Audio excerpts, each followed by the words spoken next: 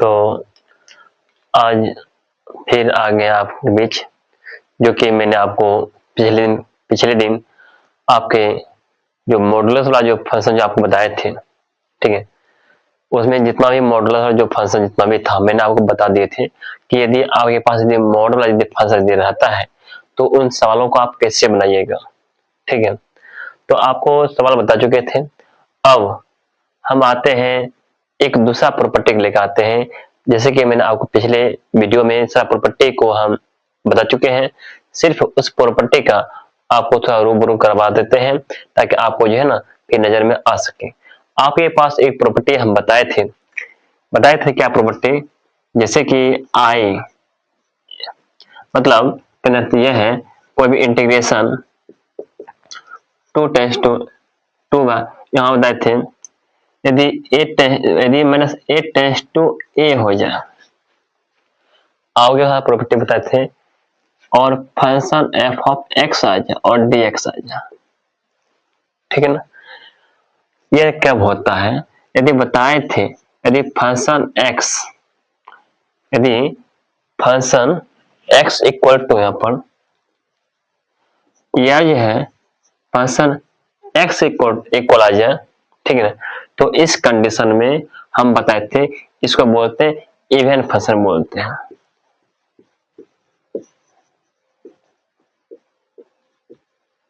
तो क्या बोलते हैं? इवन फंक्शन बोलते हैं। ठीक है, जब इवन फंक्शन जब होता है function F of minus x, यहाँ पर दिया माइनस दिया हुआ एक्स, यदि इसका मान इसके बराबर आ जाए तो क्या बोलते हैं? इवन फंक्शन होता है। जब इवन फंक्शन होता है तब जो है ना इसका यूज करते हैं। ठीक है, इससे पहले बता देना चाहता हूं, जैसे कि आपके पास कोई लिमिट रहेगा माइनस ए टेंस टू ए रहेगा, कोई फंक्शन रहेगा और इस फंक्शन का बोलेगा इंटीग्रेशन बोलेगा, निकालने बोलेगा। ठीक है, ठीक है, तो यह है आपका कोई फंक्शन दिया हुआ रहेगा माइनस ए टेंस टू ए दिया हुआ रहेगा, इसका बोलेगा इंटीग्रेशन निकालने के लिए। इंटीग्रेशन आप कैसे निकालते हैं? यदि इस फंक्शन का मान देख रहे हैं, यदि इस फंक्शन का मान यहाँ पर चेक करेंगे, ठीक है, जहाँ वो वेरिएबल फंक्शन रहेगा वहां चेक करेंगे यह फंक्शन इवन फंक्शन है कि ऑड फंक्शन है। ठीक है, यदि माइनस एक्स का फंक्शन माइनस एक्स जो है यह फंक्शन एक्स से इक्वल आ जाए उसे बोलते हैं इवन फंक्शन बोलते हैं। जब इवन फंक्शन रहता है तो हम जो है इस मतलब सूत्र का हम यूज करते हैं। ठीक है, दूसरा बात है, यदि फंक्शन अंदर माइनस एक्स यह जो है माइनस फंक्शन एक्स से इक्वल आ जाए, इसको क्या बोले थे? Odd function. इसको क्या बोले थे आपको? यह जो ऑड फंक्शन है।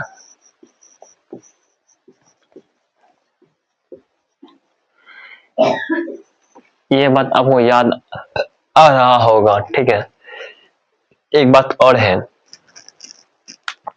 इवन फंक्शन होता है तो इस फॉर्मूला का यूज करते हैं। यदि ऑड फंक्शन आ जाए तो इसका वैल्यू जो होता है ना प्लस ए टेंस टू ए, इसका वैल्यू आ जाता है क्या? 0। तो आपको इस पर रखने का कोई जरूरत ही नहीं है। पहले बात समझ लिए, यदि यह इसके बराबर आ जाता है, ठीक है ना, तो आपका फंक्शन आ गया ऑड फंक्शन आ गया तो उसका वैल्यू आ गया 0। ठीक है, तो अब बात यह समझते हैं, आपको एक बात और बताए थे। ठीक है, यदि सवाल में ऑड फंक्शन और इवन फंक्शन समझने का एक आपको ट्रिक बताए थे, आपको कैसे आप सवाल को देखने के साथ आप उसका आंसर दे सकते हैं, ये आपको बताए थे। सवाल को बनाना नहीं पड़ेगा, ठीक है ना, बताते हैं कैसे। आपको बताए थे यदि इवन फंक्शन हो रहे, क्या बोलता है? इवन, देखो यहां पर, यदि इवन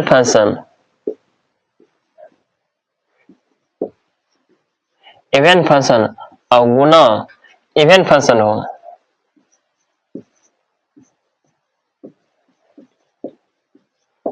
तो यदि दो इवन फंक्शन, ठीक है ना, उना कंडीशन में रहे तो उसका वैल्यू जो आता है एक इवन फंक्शन आता है,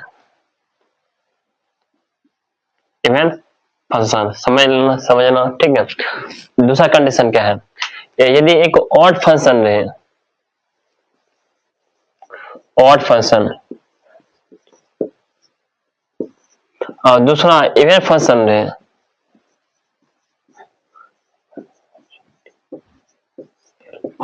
ठीक है, दूसरा क्या हो, इवन फंक्शन हो, तो उसका वैल्यू हमेशा ऑड फंक्शन आता है। क्या कहते हैं, ऑड फंक्शन।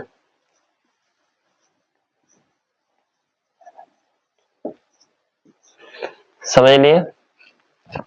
तीसरा कंडीशन है, यदि यदि दोनों ऑड हो, ऑड फंक्शन हो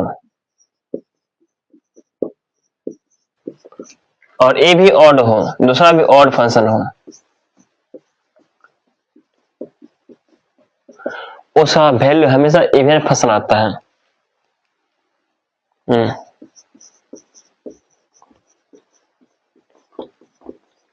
समझ लो, यह सबसे बड़ी की बात है, आपको सवाल में देखने के लिए मिलेगा ऐसा सवाल, ताकि दो वेरिएबल फंक्शन उना कंडीशन में रहेगा, तो आप उसको बनाने की कोई जरूरत ही नहीं है। जैसे आप सवाल देखिएगा तैसे ही आपको ऐसा आंसर दे दीजिएगा, ठीक है। जैसे आप एग्जांपल में बताते हैं, ठीक है, दो वेरिएबल फंक्शन यहाँ कुछ ऐसा रहेगा, जैसे कि बताते हैं, मैंने से ए लिखते हैं, यहाँ कुछ संख्या रहेगा। यदि यहाँ पे sine power 4x into cos power 5 रहेगा, dx रहेगा, तो इसका बनाने की कोई जरूरत ही नहीं है। ऑड फंक्शन और इवन फंक्शन का समझने सबसे बड़ा तरीका यह है कि यदि किसी वेरिएबल पावर यदि सम संख्या आ जाए, क्या जाए, सम संख्या, यदि सम संख्या पावर आ जाए तो समझना यह इवन फंक्शन है, ठीक है। यदि किसी वेरिएबल पावर यदि विषम संख्या आ जाए तो समझना यह ऑड फंक्शन है। क्या है, ऑड फंक्शन, ठीक है। आप समझो इवन फंक्शन और ऑड फंक्शन क्या होता है। इवन फंक्शन कहां पर, इवन फंक्शन है और ऑड फंक्शन, इसका वैल्यू ऑड फंक्शन आता है, ठीक है। तो इसका सीधा आंसर हो जाएगा 0। बात समझ पा रहे होंगे, तो इसका आंसर सीधा आपको 0 दे देना है। और दूसरा बात यह है, सिर्फ फंक्शन आपके पास रहेगा, ये बात इंपॉर्टेंट है, समझ लीजिए। यदि आप इतना बात समझ लेते हैं तो आपको यदि सवाल को देखने के साथ आपको कलम उठाना जरूरत नहीं पड़ेगा, ठीक है। यदि किसी फंक्शन पावर यदि 7 दे दिया, मतलब कहने अर्थ है साइन स्क्वायर एक्स दे दिया, आप ये देख रहे हैं साइन स्क्वायर एक्स, यदि पावर यदि सम संख्या रहे, क्या रहे, सम संख्या रहे, उसका मतलब समझना ये क्या ऑड फंक्शन, क्या बोलो, नहीं इवन फंक्शन है, इवन फंक्शन। समझो यदि इसी पर पावर यदि हमको साइन क्यू एक्स दिया जाएगा, ये तब क्या ऑड फंक्शन, ठीक है। समझो यहाँ पर यदि cos एक्स 5/7 दे दिया जाएगा, ये बोले कौन फंक्शन है, ऑड फंक्शन के इवन फंक्शन है, ये आपका आ गया ऑड फंक्शन। कैसे, आप देखिए ऑड फंक्शन और इवन फंक्शन, यदि किसी पावर पर यदि किसी वेरिएबल पावर यदि मतलब विषम संख्या है, क्या है, विषम संख्या है, तो उसका हमेशा आंसर बोलना है 0। क्या बोलना है, 0, उसका आंसर क्या बोलो, 0। सीधा बात समझ। यदि किसी वेरिएबल पावर यदि सम संख्या आ जाए, यदि सम संख्या आ जाए अर्थात वह इवन फंक्शन है, जब इवन फंक्शन रहेगा तो आप जो है ना इस प्रॉपर्टी का यूज कीजिए, सूत्र का आप यूज कीजिएगा तो आपसे सवाल बन जाएगा, ठीक है ना। तो आपसे सवाल क्या बन जाएगा, आपसे सवाल बन जाएगा, इसमें कोई दिक्कत नहीं होगा, ठीक है। तो आप यदि इतना बात हमेशा याद रखते हैं तो आपका सवाल चुटकी में बन जाएगा। सुन लो, कोई दिक्कत नहीं होगा, कोई परेशानी नहीं होगा। जैसे यहाँ पर साइन स्क्वायर, यहाँ पर साइन देते हैं साइन स्क्वायर एक्स, आप तुम बोलो क्या साइन पावर कितना सम संख्या की विषम संख्या है? आप देखें साइन पावर सम संख्या है, इसका मतलब यह है यह संख्या कैसा है, ऑड फंक्शन है कि इवन फंक्शन है। तो आपको देखने के साथ में बोलना चाहिए ओ इस संख्या पावर सम है ना, ये सम संख्या है, तो आप समझ जाइए कि यह जो है इवन फंक्शन है। जब इवन फंक्शन रहेगा तो सीधा आप इसका यूज कीजिएगा। यदि इसका पावर यदि विषम संख्या रहेगा, जैसे 5 रहे, 3 रहे, 7 रहे, यदि ऐसा रहेगा तो इसका सीधा आंसर आप इसका 0 दे दीजिएगा, कोई दिक्कत नहीं। आप कलम उठाने की कोई जरूरत ही नहीं होगा, आप सीधा आंसर दीजिए इवन नंबर अर्थात 0 आंसर दीजिए, बस हो गया, सवाल बन के रेडी हो जाता है। इसमें दिक्कत थोड़े है, कुछ दिक्कत नहीं है, ठीक है। तो सवाल आप ऐसे बनाइएगा तो सवाल आपसे बनेगा, ठीक है, कोई दिक्कत नहीं होगा, कोई प्रॉब्लम होगा ही नहीं, यदि इतना बात हमेशा याद रखते हैं तो। यदि याद नहीं रखते हैं तो समझ लीजिए क्या होने वाला है, ठीक है ना। तो इतना बात हमेशा याद रखें तो आपसे सवाल बनेगा, कोई दिक्कत नहीं है, कोई दिक्कत होगा ही नहीं, ठीक। तो आपका जो सवाल जो है यहाँ पे जो देख रहे हैं एग्जाम्पल है 31 एग्जाम्पल है। तो आप यह देखिए क्या क्या यहाँ पे माइनस जो है 5 4 क्या है, प्लस 5 4 है, वही है जो आपको मैंने प्रॉपर्टी बताए थे। प्रॉपर्टी क्या बताए थे आपको, ठीक है, अब प्रॉपर्टी बताए थे माइनस ए टेंस टू ए रहे और कोई फंक्शन रहे dx रहे, तो यहाँ आपको बोले थे यहाँ पर कुछ भी रह सकता है और यहाँ माइनस में रहेगा और यही चीज ऊपर प्लस में रहेगा। यही प्रॉपर्टी था ना अभी जो बता रहे थे, यही प्रॉपर्टी है। या कोई फंक्शन यहाँ पर जो दिया हुआ है हो गया। आप यह बोलिए क्या यह फंक्शन क्या इवन फंक्शन है कि ऑड फंक्शन है, ठीक है। कौन सा फंक्शन है, यह देख रहे हैं पावर क्या है, सम संख्या है, इसका मतलब यह है यह फंक्शन क्या है, इवन फंक्शन है। कैसा फंक्शन है, इवन फंक्शन है,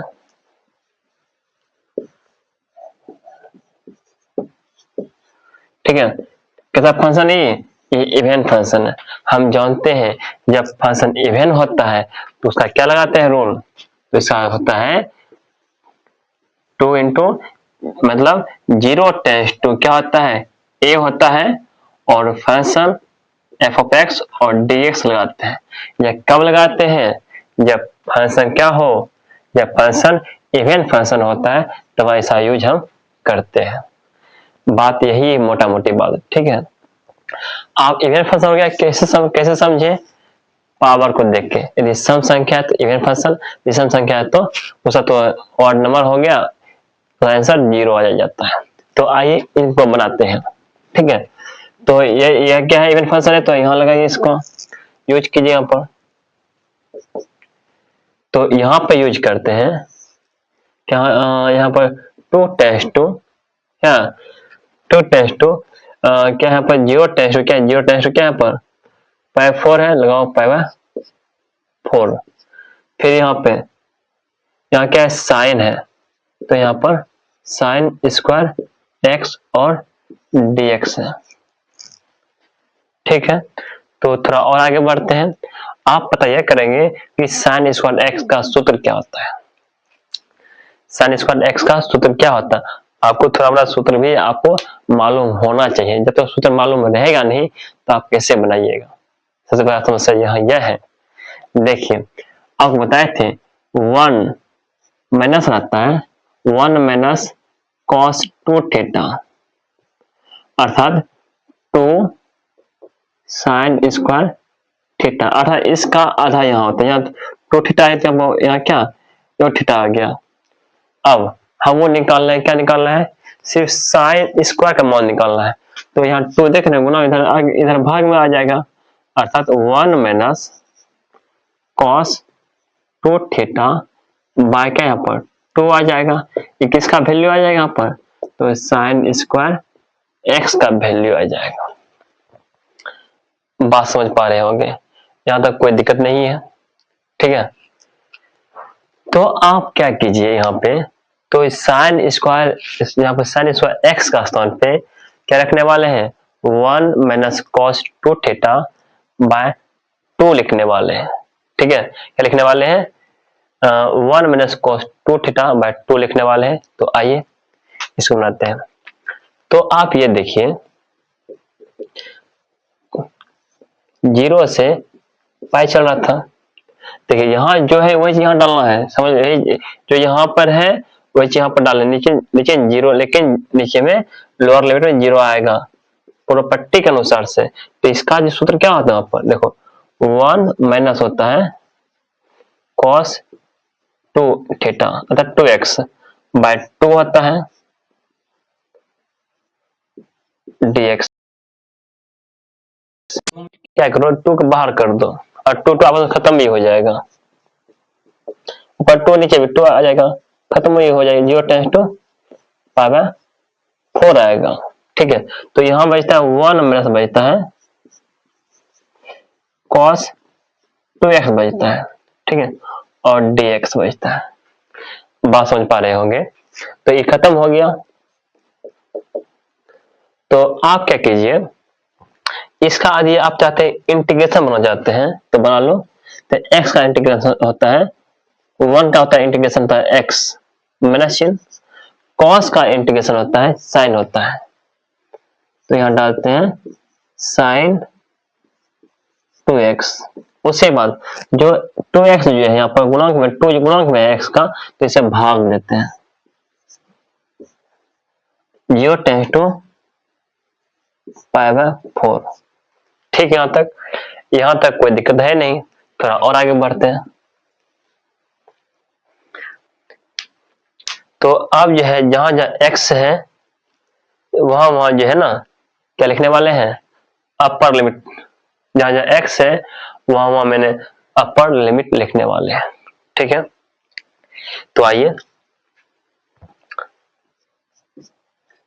हम ऐसा करते हैं, इसको जो है ना ऐसे मोड़ देते हैं। क्या करते हैं, इसको ऐसे ऐसे यहाँ पर ऐसे मोड़ देते हैं।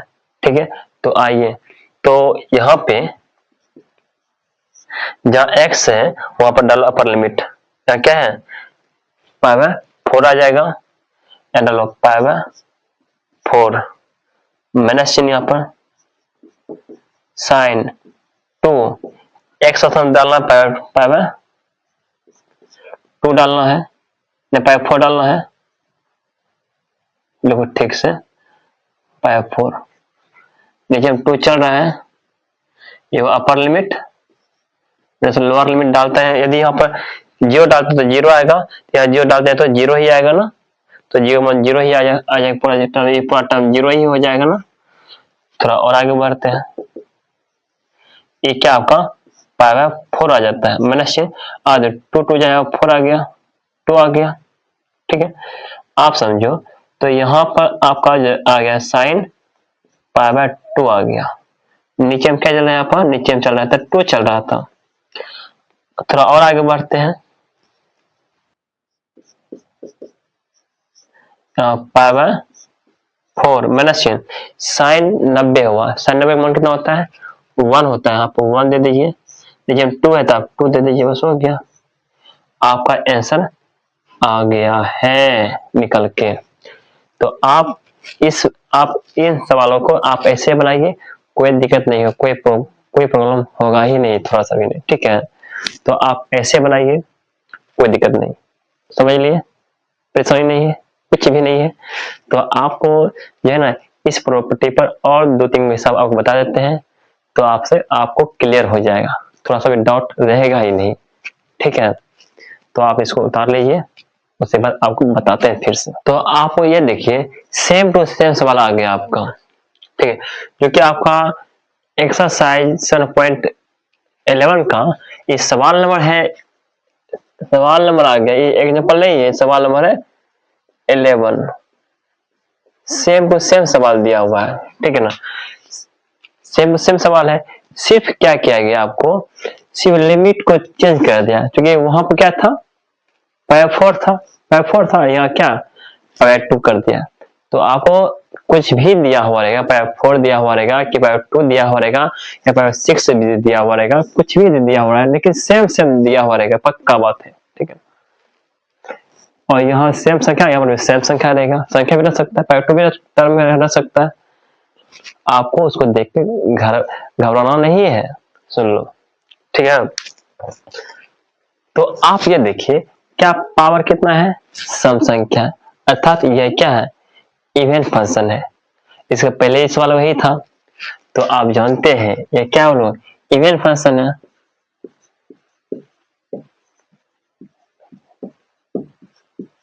जब इवन फंक्शन जब रहता है, मिटाई भी नहीं है, तो इसका हम यूज करते हैं प्रॉपर्टी 7 का। ये था प्रॉपर्टी 7 था ना, तो यूज करेंगे, क्योंकि यूज करते हैं, क्योंकि ये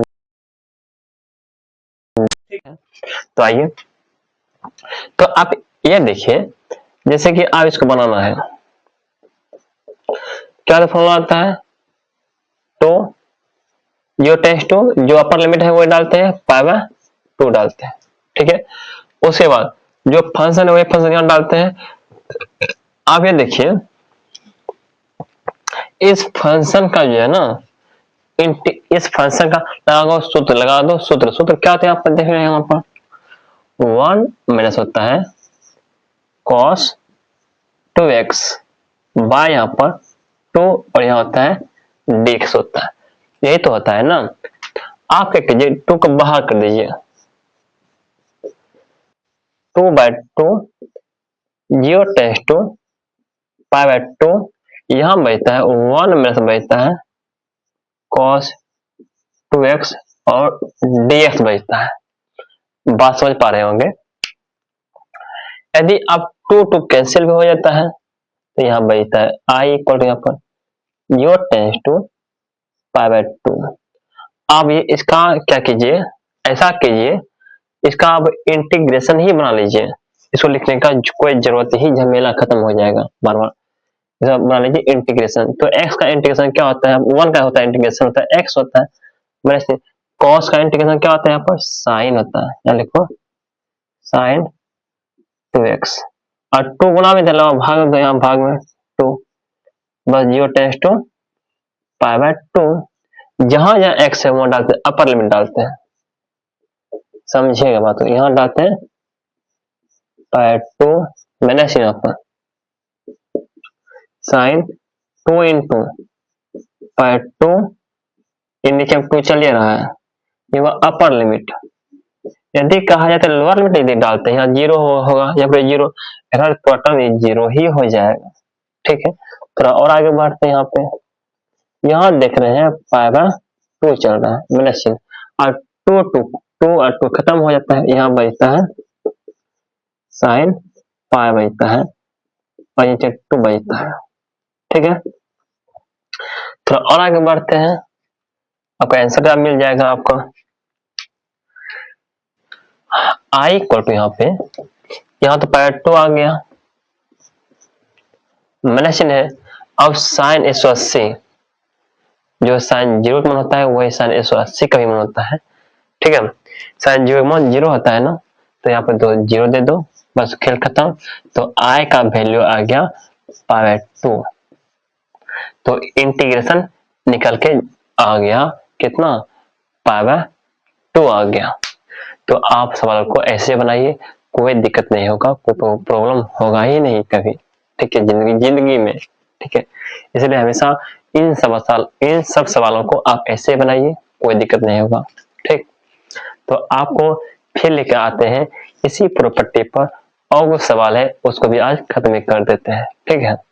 नंबर 32 जो दिया हुआ है आपको, ठीक है, जो 0 टेंस टू π दिया हुआ है, और यहाँ पर x into sine x by 1 plus दिया हुआ है, cos स्क्वायर x दिया हुआ है।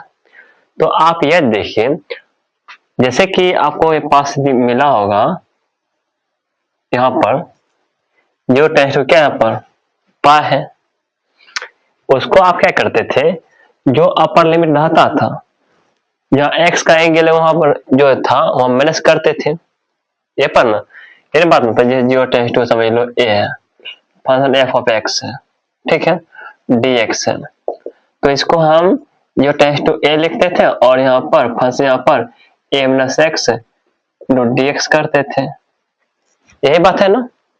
तो बात यही सिंपल है, आप इसको बनाइए, धैर्यतापूर्वक बन जाएगा, ठीक है। तो देखिए यहाँ पे, तो हमको करना क्या है, जो अपर लिमिट है उसको माइनस करना है, ठीक है। तो यहाँ देखिए, जो टेंस टू पाई है, यदि यहाँ पे माइनस करते हैं तो पाई माइनस यहाँ पर आएगा एक्स इंटू यहाँ पर साइन पाई माइनस यहाँ पर एक्स बाय यहाँ पे 1 प्लस यहाँ पे कॉस स्क्वायर पाई माइनस यहाँ पर एक्स dx, ठीक है। जीरो टेंस टू पाई, अब यहाँ पर जो देख पा रहे होंगे पाई माइनस यहाँ पर एक्स है, साइन पाई माइनस थीटा क्या होता है, अर्थात अर्थ यह है कि साइन में 180 में क्या करते हैं तो ऐसा मान होता है, इसमें साइन का मान और कॉस का मान पॉजिटिव होता है, बाकी बात सब नेगेटिव होता है। ये तो बात आपको मालूम होगा, बताए भी है। तो यहाँ पर होता है साइन थीटा होता है, साइन थीटा। उसके बाद यहाँ पर 1 प्लस, आप बताते हैं यहाँ पर 1 प्लस, यदि इसको कॉस स्क्वायर को हम ऐसे लिख सकते हैं ना, देखो बताते हैं ग्राफ में, कॉस यहाँ क्या है पाई प्लस यहाँ पे एक्स है, सपोज दैट स्क्वायर इस स्क्वायर यहाँ डाल देते हैं ताकि ए स्क्वायर यहाँ पर ये आने वाला है। तो बताते हैं कॉस पाई माइनस एक्स क्या होता है, यहाँ पर माइनस होता है कॉस एक्स। बताते हैं जैसे कि 180 माइनस थीटा, अर्थात यदि आप माइनस में इसमें करते हैं तो इसमें तो साइन और कॉस का मान ही पॉजिटिव होता है ना, मगर सब नेगेटिव होता है, तो यहाँ इसलिए माइनस होता है कॉस थीटा होता है, ठीक है।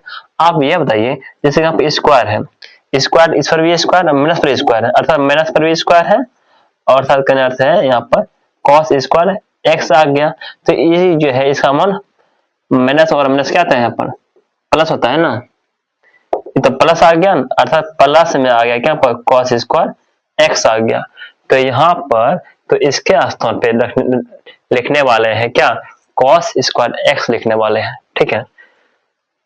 तो यहाँ पे लिखने वाले हैं कॉस स्क्वायर एक्स, यहाँ पर समझ लीजिएगा हम इतना क्यों लिखेंगे बार बार, ठीक बात नहीं है। तो आप यह समझिए जीरो टेंस टू पाई है, आप यह बोलिए क्या यह इससे भाग है या इससे भाग है, यदि भाग तो है इसको बाद में कीजिएगा, पहले गुणा ना कर लीजिए, ठीक रहेगा। यदि साइन एक्स जो है ये गुणा में है, इसके साथ इसके साथ गुणा कीजिए और इसके साथ भी गुणा कर लीजिए, तो यहाँ पर आ जाएगा पाई यहाँ पे साइन एक्स माइनस यहाँ पर, फिर यहाँ पर x into sine x by यहाँ पे 1 प्लस यहाँ पर कॉस स्क्वायर एक्स, ठीक है। यहाँ तक कोई परेशानी कोई दिक्कत नहीं ना, तो नहीं आता दिक्कत नहीं है, इसका मतलब यह है यह चीज इससे भाग है यह चीज इससे भाग है ना, इसको अलग अलग कर लीजिए तो ठीक रहेगा। तो यहाँ पर सोचते हैं इसको अलग अलग करना सोचते हैं, जीरो टेंस टू पाई चल रहा है, तो यहाँ पर इससे भाग है अर्थात पाई यहाँ पर आ गया आपका साइन एक्स बाय 1 प्लस यहाँ पर कॉस स्क्वायर एक्स, फिर dx आएगा, फिर हम माइनस चिन्ह डालो, फिर से बनाओ इसका कीजिए अलग से इंटीग्रेशन पाई बाय जो टेंस टू पाई, यहाँ पर है x, यहाँ फिर यहाँ पर साइन एक्स बाय यहाँ पर 1 प्लस यहाँ पर कॉस स्क्वायर एक्स और यहाँ पर क्या dx है, ठीक है। इसको साफ कर देते हैं, ठीक है, ताकि दिक्कत नहीं हो, ठीक है। तो और आगे बढ़िए थोड़ा, जैसे कि बताना चाहता हूं जीरो टेंस टू पाई है, आप क्या कीजिए इस पाई को बाहर कर लीजिए, यदि यहाँ इस पाई को बाहर कर लेते हैं तो यहाँ क्या बचता है, तो यहाँ बचता है साइन एक्स बाय 1 प्लस यहाँ पर बचता है कॉस स्क्वायर एक्स बचता है और dx बचता है माइनस चिन्ह। यदि आप देख पा रहे होंगे कि यह चीज जो है ना जो tends to pi x into sine x by 1 plus cos square x dx जो है, यह देखिए तो क्या यह दोनों आपको सेम दिखाई पड़ रहा है ना? यदि सेम दिखाई पड़ रहा है, यह किसके इक्वल है? ये i के इक्वल है। क्या इसके स्थान पर हम क्या i लिख सकते हैं? तो हम बोलेंगे हाँ लिख सकते हैं। तो आप लिख दीजिए इसको, यहाँ लिखिए i, ठीक है। तो इस i को माइनस में ना यदि उठा इधर करेंगे प्लस में हो जाएगा i। तो एक अर्थ यहाँ यह है कि एगो i प्लस एगो और i आ जाएगा। तो यहाँ पर आएगा पाई इंटीग्रेशन 0 टेंस टू पाई यहाँ पर साइन एक्स बाय 1 प्लस यहाँ पर कॉस स्क्वायर एक्स और dx, ठीक है। यहाँ तक समझ पा रहे, यहाँ तक समझ चुके होंगे, ठीक है। तो यहाँ तक यदि समझ चुके होंगे तो थोड़ा और 2-3 स्टेप और बढ़ेंगे तो आपका आंसर मिल जाएगा, ठीक है। लेकिन इस प्रॉपर्टी का हमेशा याद रखिएगा, ठीक है। तो इसको साफ करते हैं, उसके बाद फिर बतलाते हैं। तो यहाँ तक समझ चुके होंगे, तो अब यह है ना बतलाते हैं, थोड़ा आगे बतलाते हैं यहाँ से, ठीक है। थोड़ा और इधर आ जाओ, ठीक है, ठीक है। यहाँ तक तो आप ये देखिए एक y और एक y मतलब 2y आ गया आपका, यहाँ कितना 2y। 2y किसके बराबर है? यहाँ पे इसके बराबर है पाई 0 टेंस टू पाई है। उसके बाद साइन एक्स बाय 1 प्लस यहाँ पर कॉस स्क्वायर एक्स और dx, ठीक है। देख पा रहे होंगे, यदि हम थोड़ा सोचते हैं क्या कॉस को यदि हम t के मान के डिफरेंशिएशन करते हैं, क्या साइन आने का संभावना है कि नहीं है? तो साइन के यदि कॉस है तो साइन होता ही है, साइन का कॉस, कॉस होता है माइनस साइन होता है। तो आप इसका डिफरेंशिएशन कर लीजिए। ठीक करते हैं, मान लेते हैं कॉस एक्स को क्या मान लेते हैं? सिर्फ कॉस एक्स को मानते हैं टी। लिखो कॉस एक्स को टी मान लेते हैं, तो डी टी बाय यहाँ पर डी एक्स, कॉस का होता है इंटीग्रेशन क्या था? कॉस का माइनस साइन होता है। अब क्या करते हैं, इस भाग में धलाओ गुना लिखो यहाँ पर, तो डी टी इक्वल यहाँ पर माइनस यहाँ पे साइन एक्स और डी एक्स। उसके बाद यहाँ पर सिर्फ साइन ही है ना, तो माइनस साइन को लाओ इधर ला दो, यहाँ पर डी टी इक्वल यहाँ पर आ गया आपका sine x into D x. बात समझ पा रहे होंगे। तो आप यह बोलिए, तो यहाँ साइन एक्स और डी एक्स स्थान पे माइनस डी टी लिखने वाले हैं। यदि इसको t मान लिए हैं तो आप इसका जो अपर लिमिट और लोअर लिमिट भी चेंज ही कर दिए साथ ही साथ, ठीक है। यदि हम ये समझते हैं, यदि x का वैल्यू यहाँ x जो देख रहे हैं, यदि x का वैल्यू धरते हैं लोअर लिमिट, यहाँ क्या है 0 है, यहाँ पे 0 रखिएगा। cos 0 का मान होता है कितना होता है? cos 0 मान होता है 1 होता है ना। तो यहाँ तो यदि 0 रखते हैं तो हम t का वैल्यू, तो यहाँ 0 रखते हैं तो t का ही वैल्यू आएगा ना। तो यहाँ 0 रखते हैं तो t का वैल्यू कितना 1 आता है, क्योंकि cos 0 मान होता है 1 होता है ना। यहाँ लिखो 1, ठीक है। फिर अगेन यदि x का वैल्यू नो पुट, ठीक है। फिर यदि x का वैल्यू रखते हैं अपर लिमिट, यहाँ क्या है पाई है, यदि यहाँ पाई धरते हैं अर्थात cos पाई, अर्थात cos पाई ना, जो cos 0 का मान होता है वो एक cos 180 का भी मान होता है, cos 0 मान होता है 1 होता है, इसलिए इसका उल्टा यहाँ पर cos 180 का मान माइनस 1 आ जाता है। तो यहाँ पर यदि x का मान पाई रखते हैं तो t का मान जो है माइनस 1 आने वाला है, ठीक है। हमेशा याद रखिए, यदि cos 0 मान 1 आता है तो 180 का मान कितना, 1 का उल्टा माइनस 1 दे देना, ठीक है। तो ये बात हमेशा याद रखिएगा, ठीक है। अब चलते हैं एक स्टेप 2 स्टेप और बढ़ते हैं। तो आप यह देखिए, इसको हम x के जो रिस्पेक्ट में जो था, इसको हम इसको t के रिस्पेक्ट में इसको कन्वर्ट कर दिए, ठीक है। तो आइए, तो अब लिखते हैं अब कहाँ चलते हैं फिर यहाँ से, अब 2i है, 0 टेंस टू, यहाँ देखें पाई है, पाई लिख दो यहाँ पर। उसके बाद 0 रखे थे यहाँ पर, इसका आया था 1 आया था अपर लिमिट। यदि अपर लिमिट यदि वायर मतलब पाई रखे थे समान -1 आया था, ठीक है। उसके बाद x और dx, x और dx माइनस dt, तो यहाँ रखते हैं dt रखते हैं, और माइनस चिन्ह को आप आगे लिखिए, ठीक है। लिखते हैं माइनस चिन्ह आगे लिखते हैं, ठीक है। उसके बाद अब 1 बाय यहाँ पे 1 है, 1 लिख दो, फिर प्लस cos x को क्या माने थे, t माने थे, यहाँ लिख दो t लिख दो, और फिर स्क्वायर लिख दो, स्क्वायर लिख दो, ठीक है। कोई दिक्कत कोई परेशानी नहीं है। एक बात और बताना चाहता हूं, 2i इक्वल टू यहाँ पर, यहाँ देखना माइनस चिन्ह है, क्या है, यदि माइनस चिन्ह आपको बताए थे, यदि माइनस चिन्ह यदि इसको अपर लिमिट और लोअर लिमिट यदि पलट देते हैं तो माइनस चिन्ह आपस में हट जाता है, ठीक है। सिर्फ लोअर लिमिट और अपर लिमिट यदि पलट देने से ये माइनस चिन्ह में परिवर्तन हो जाता है, यदि माइनस है तो प्लस हो जाता है। आप तो ऐसा प्रॉपर्टी बतेवे किए हैं। तो यहाँ यदि यदि इसको पलट देते हैं, ठीक है, यदि इसको पलट देते हैं तो 1 ऊपर चला जाएगा और -1 नीचे चला जाएगा, सीधा बात सिंपल।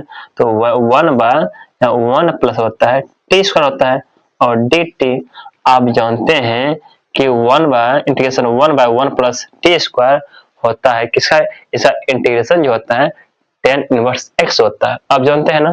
तो आइए अब 2i इक्वल टू यहाँ पर पाई क्या होता है, यहाँ पर tan इनवर्स होता है, t है तो t डालो यहाँ पर, हमने से 1 टेंस टू 1, ठीक है। अब 2i इक्वल टू यहाँ पर, यहाँ डालते हैं पाई तो पाई लिख दो, यहाँ अपर लिमिट डालो, यहाँ पर tan होगा 1 अपर लिमिट, और माइनस यहाँ पर डालो लोअर लिमिट, कितना है -1 है, -1 डालो, सीधा बात सिंपल है। तो ढेर सोचने वाला बात है ही नहीं। 2i इक्वल टू यहाँ पर पाई। अब ये समझो कॉस में tan में एक जो है मतलब 45 डिग्री हुआ, उसका कितना पाई बाय 4 होता है, फिर माइनस चिन्ह होता है, फिर tan में एक जो है 45 का मतलब उसका पाई 4 होता है, ऐसा लिखो, माइनस चिन्ह लगाया हुआ तो पाई बाय 4 लिख दो, बस हो गया। तो ये माइनस हो जाता है, प्लस हो जाता है, अर्थात 2i इक्वल टू यहाँ पर हो जाता है कितना पाई इंटू, दिखाई दे पड़ेगा तो ठीक है, यहाँ देखो पाई बाय 4 माइनस और माइनस यहाँ पर होता है प्लस होता है पाई बाय 4, ठीक है। अब यदि आप ये समझिए कि 45 और 45 कितना होता है 90, कितना हो गया आपका 90 हो गया, ठीक है। तो जगह तो नहीं है, तो आप हमेशा याद रखिए, यदि यहाँ पे देख रहे हैं ना, यहाँ पे एक स्टेप यहाँ 2 स्टेप यहाँ सेट कर देते हैं, ठीक है ना, बाद में यही चीज समझ लीजिएगा, ठीक है। ये पढ़ते हैं तो इतना भी आप कम नहीं कीजिएगा मेरे लिए, तो क्या कीजिएगा 2i और मतलब 2i यहाँ पर ये है ना 2i, आप देखो यहाँ पाई भी है, पाई लिख दो। आप देखो 45 और 45 कितना होता है 90 होता है, अर्थात 90 को कैसे लिखेगा आप, पाई कितना 2, आयो पाई गुना पाई कितना 2i इक्वल यहाँ पर पाई स्क्वायर बाय 2 आ जाएगा, 2 गुना में भाग में आ जाएगा ना, तो यहाँ पर i का जो वैल्यू जो आ जाएगा यहाँ पर लिखते हैं पाई स्क्वायर कितना 4 आ जाएगा, ये आपका आंसर मिल जाएगा, ठीक है। एक्यूरेट आंसर इतना हो जाएगा, ठीक है। इसमें कोई दिक्कत है, थोड़ा सा भी दिक्कत नहीं है, आपको सिर्फ समझना है, अब कुछ बात है नहीं, सिंपल है, इसे बनाइएगा, ठीक है। बहुत बहुत मोस्ट प्रश्न है, ठीक है, एग्जामिनेशन के लिए, बोर्ड परीक्षा के लिए, सुन लो, इसलिए सवाल को समझ के बनाइए इसको, ठीक।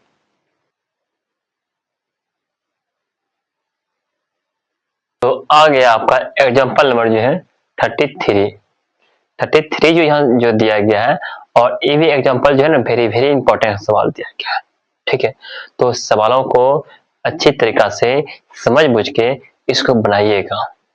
ठीक है, क्या करना है, सवालों को अच्छी तरीका से समझ बुझ के इसको बनाइएगा। आप ये देखिए, यहाँ देख रहे होंगे तो एक प्रॉपर्टी आपको बताए थे, a tends to b function f of x और dx। इसका होता था जो test a tends to b और यहाँ पे अपर लिमिट और माइनस लोअर लिमिट को जोड़ के माइनस करते थे dx, है कि नहीं? ऐसा प्रॉपर्टी मैंने बताए थे। और खास करके बताते हैं यदि यहाँ पे और लोअर लिमिट और अपर लिमिट ऐसा संख्या रहेगा ताकि इसको जोड़ने के बाद जो है 90 पूर जाएगा, ये बात पक्का है। ठीक है, 90 डिग्री, जैसे यहाँ देख रहे हैं पावर 6 मतलब कितना हुआ, 30 डिग्री हुआ, और पावर 3 में कितना 60 डिग्री हुआ, तो 60 डिग्री और 30 डिग्री कितना हुआ, 90 डिग्री हो गया, मतलब पावर 2 हो गया। सीधा बात है, ये बात समझते हैं ना? तो इन दोनों को जोड़ के कितना हुआ, पावर 6 मतलब हुआ 30 डिग्री हुआ। आप जानते हैं पावर 3 में कितना हुआ, 60 डिग्री हुआ। 60 डिग्री और 30 डिग्री कितना हुआ, 90 डिग्री। 90 डिग्री माइनस कर देना है, बस हो गया। तो पहले सवाल को बनाने से पहले आप ऐसा फॉर्म में ला दीजिए सवाल को, ताकि कोई दिक्कत नहीं हो। ठीक है, आप देखिए यहाँ पर 10 है, 10 को पहले तोड़िए मचोड़िए, ठीक है ना, तो उसके बाद बनाइए सवाल को। क्या देखिए, जैसे कि हम देख रहे पा रहे होंगे यहाँ पे माइनस पावर 6 और यहाँ पावर 3 है। आप देखिए 1 प्लस 10 को कैसे लिखते हैं आपको मालूम होगा, sin बाय cos 10 होता है ना। आप ऐसे पे लिखिए, एक पट्टे से समझा देते हैं आपको, sin x बाय यहाँ पर cos x dx। sin by cos क्या होता है, 10 होता है ना, तो रूट जो है इसमें भी है और इसमें भी रूट है, सुन लो। पाई बाय 6 यहाँ हुआ पाई बाय 3, 1 प्लस यहाँ पर रूट इसमें भी है, अर्थात यहाँ पे sin x by cos x है और dx है। आप ये देखिए, क्या ये जो है इसके साथ गुना होके ऐसे जुड़ जाएगा ना, और ऐसे मतलब लीजिए, है कि नहीं, तो ये इसके साथ गुना हो जाएगा और जुड़ जाएगा। i इक्वल टू यहाँ पर पाई बाय 6 हुआ पाई बाय 3, तो 1 बाय यहाँ पे इसे गुना करते हैं तो यहाँ पर होता है cos x प्लस यहाँ पर sin x होता है, और नीचे में हो जाता है आपका cos x। ठीक है, और उसके बाद बस नीचे cos x ही होगा और dx। आप इस cos x को चूंकि रूट में है, लिख दो रूट में, ये cos x को उलट पलट के उसे ऊपर लिख दीजिए, ठीक है ना। यहाँ हो गया पाई बाय 6, यहाँ हुआ पाई बाय 3, उसको ऊपर लिख दीजिए। तो ऊपर यदि लिखते हैं तो यहाँ पर रूट cos x बाय यहाँ पे नीचे में आएगा, इसको पहले इस बाद लिख सकते हैं, यहाँ पर cos x और प्लस यहाँ क्या लो रूट sin x dx। ठीक है, यहाँ तक कोई दिक्कत कोई प्रॉब्लम थोड़ा सा भी नहीं है ना। आप क्या कीजिए, आप जो है ना इस समीकरण फर्स्ट मान लीजिए, ठीक है, हम वहीं पर लेकर आना चाहते हैं ताकि बनाने में कोई परेशानी नहीं हो। ठीक है, तो थोड़ा और आगे बढ़ते हैं।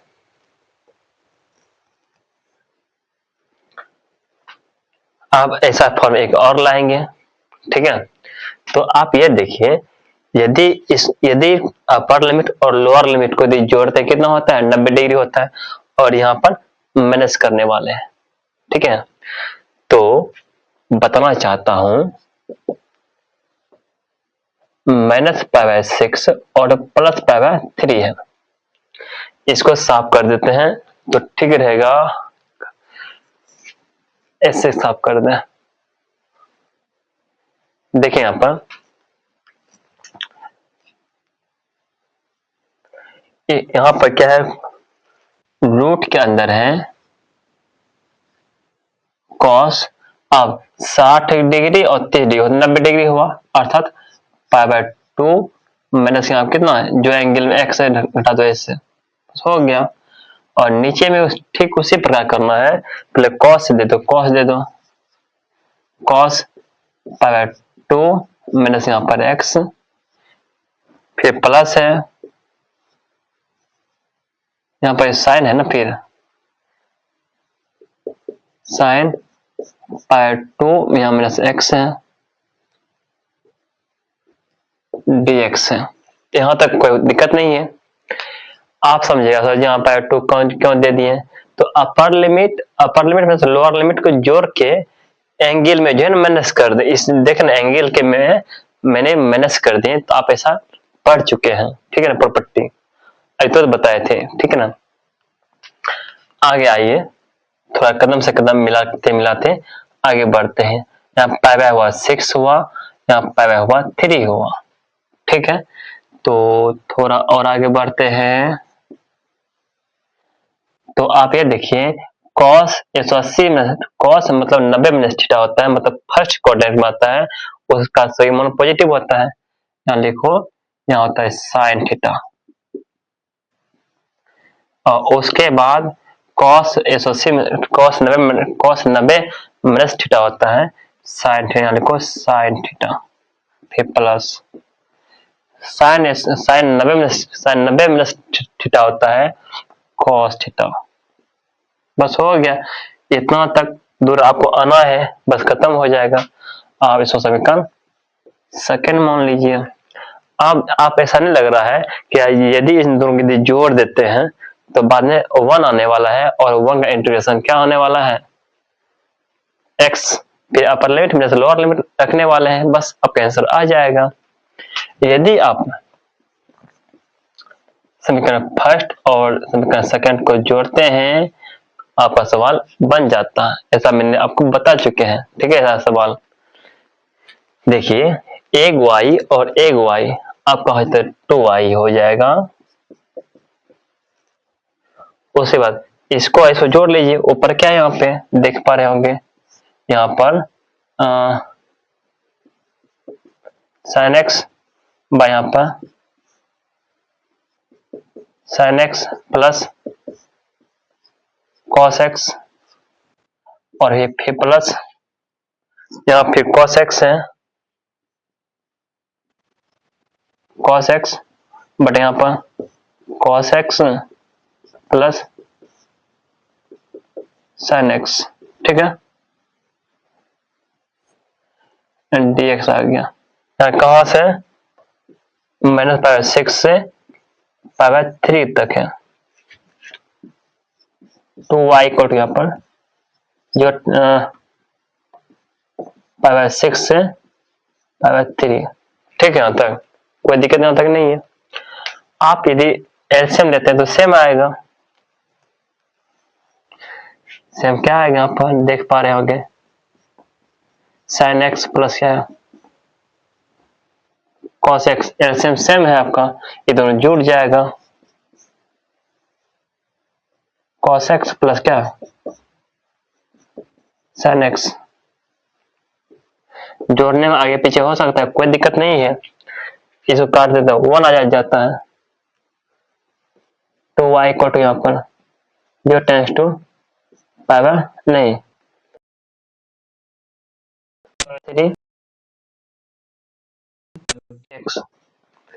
थोड़ा ऐसा और आगे बढ़ते हैं, यहाँ पर 2y इक्वल टू यहाँ पर, और 1 का इंटीग्रेशन होता है x होता है, और अपर लिमिट में लोअर लिमिट, लोअर लिमिट है π/6 है, और इसे π/3 है, और 2y इक्वल टू यहाँ पर upper limit minus lower limit, upper limit कितना है बोलो 3 माइनस लोअर में कितना है 6। ऐसा ऊपर लिखते हैं, नहीं तो दिक्कत हो जाएगा, ठीक है। अब जो है ना, आप समझो यहाँ पावर 6 मतलब यहाँ कितना 60 डिग्री में 30 डिग्री जाएगा, कितना 30 डिग्री बचेगा, अतः पावर 6 बचेगा। तो और इसको तो इधर लिखते हैं 2y इक्वल टू यहाँ पर आप 60 डिग्री में कितना 30 डिग्री जाएगा, अर्थात 30 डिग्री बचेगा, अर्थात पावर 6 बचेगा। गुना में है इधर भाग में, तो i का वैल्यू जो है तो पावर 12 आ गया, ठीक है।